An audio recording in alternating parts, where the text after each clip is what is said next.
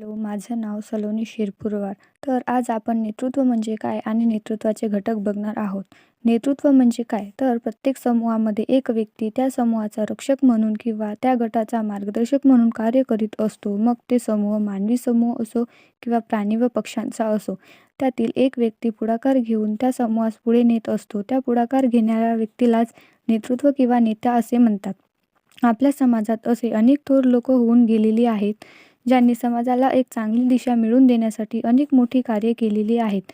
जसे की गौतम बुद्ध, भगवान महावीर, महात्मा गांधी, डॉक्टर बाबासाहेब आंबेडकर. आज या लोकांमुळे समाजाला एक चांगली वळण मिळाली आहे. आता आपण नेतृत्वाचे घटक बघूया. त्यामध्ये शारीरिक स्वास्थ्य व शक्ती, बुद्धी व प्रतिभा, आत्मविश्वास, वक्तृत्व आणि वाकचातुर्य, प्रभुत्वाची लालसा, आत्मसंयम किंवा आत्मनियंत्रण, चारित्र्य, संघटन कौशल्य आणि कार्यकारी क्षमता आणि शेवटची सामाजिक.